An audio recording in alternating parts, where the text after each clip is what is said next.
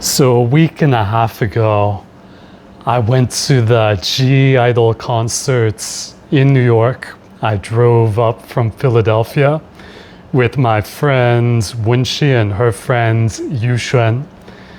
And yeah, it wasn't too bad. The traffic wasn't too bad on I-95. It took about two and a half hours to get to the UBS Arena in New York to see the I-DLE concert. And if you don't know who I-DLE is, I-DLE is a group of 5 girls. It's a South Korean music group, so part of K-pop. But actually, if I'm not mistaken, 3 of the girls are Korean and 2 of them are Chinese.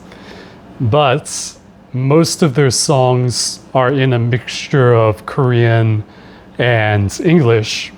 I think sometimes they might use Japanese, but it's mostly Korean and English because they're from Korea, but they also want to appeal to an international audience, so they use English because English is the lingua franca of our current time.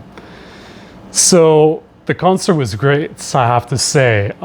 Just being in an arena full of screaming fans, thousands of screaming girls, that was a sight to behold. And it was a good performance. I liked the spectacle of it. I liked the dancing. I liked that big screens behind the stage that displayed interesting visual effects. But something that was very curious to me, very interesting to me, was at one point during the show, after they had performed the song, before they went into the next song, they stopped and they talked to the audience. But they had the audience recite, I guess it was a portion or the chorus of the song they had just performed, and it was in Korean. And somehow most of the crowd was able to recite like 3 or 4 lines in Korean. And that was very interesting to me because I'm pretty sure most of the people in the stadium were not Korean. I'm pretty sure they were not native speakers of Korean. Now, they did have the 3 or 4 lines written in Korean on the screens. So maybe the crowd was reading the Korean text on the screens, but even that is impressive, I think, that they were able to read Korean. But it's probably more likely that they just had memorized so that they're able to recite these 4 lines in Korean. And that was interesting because nobody taught them the Korean. There was no Korean teacher, there was no homework, there was no instruction on how to speak Korean. There was no textbook, there was no Duolingo, there was no audio program or app that got them to learn these 4 lines of Korean. And you know, if they knew those 4 lines of Korean, they probably knew a lot of other lines of Korean as well. So the thing about this is that K-pop, if you're a fan of I-DLE or K-pop, you probably are really into their music. And as an aside, that's interesting to me too, because what makes music so interesting? Why do different tones or pitches of notes sound good and pleasurable to us? And why do some configurations of sounds sound good and some sound bad? I'm really curious about that and what the evolutionary basis is for that.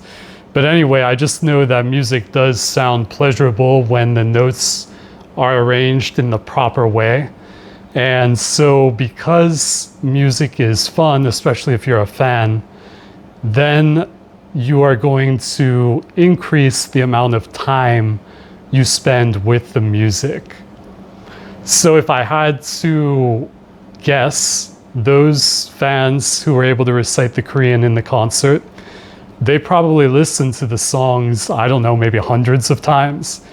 Or if they only did dozens of times, they probably were so entranced by it and so into it that impressed upon them even more so that they're able to remember it. And so that's the thing, is that when you're engaged with something, and especially the more time you spend with something and the more focus and interest you have in it, naturally you get better at it. And so the reason why the crowd learned Korean wasn't because they took a class, but it was because they spent so much time with it, because they found it pleasurable to listen to the songs, to listen to the lyrics, to engage with the singers. And so that's something that I've always tried to impress upon you, is that in order to learn a language is a very long journey. You have to spend a lot of time learning vocabulary, practicing grammatical structures. And so in order to keep with the time and spend that amount of time, it's a lot better if you can find something that's fun or engaging, the same way that the fans found the Korean songs to be fun and engaging. So that might mean different things depending on what kind of person you are. Maybe you like to read books, maybe you like K-pop, maybe you like other artists, maybe you like movies or film, maybe you like speaking with people or going out and enjoying the culture or living in that country, whatever the case may be. The point is, you should find that thing which draws you in and keeps you engaged in the language learning process. Because if you can do that, you'll be able to stick with it over the many, many, many hours that it requires to become fluent or capable in the foreign language. So the other thing about this is that you can also enhance the language learning process as well as the time spent if you use technology. So for example, if you use Anki, which is a spaced repetition system, a flashcard program, Anki will show you the flashcards for the material you're trying to learn with an algorithm that tells it when to show it to you, so you spend the optimal amount of time learning the material. And so if you use technology like Anki, it'll help you learn faster. And as a way that you could incorporate, for example, K-pop into Anki, maybe you would make a flashcard, but you would clip the sound clip of the song and put it onto the flashcard, so that every time you reviewed the flashcard, you would hear the lyrics and you would be able to learn it that way. Or if you really like the music video, you could take a screen cap or a screenshot of the point in the music video right before the word is going to come up, and then put that in the flashcard. So every time you see the flashcard, you see the image, and that helps to impress the word upon you so you can remember it. The other thing is that music itself is a way to remember better material and words.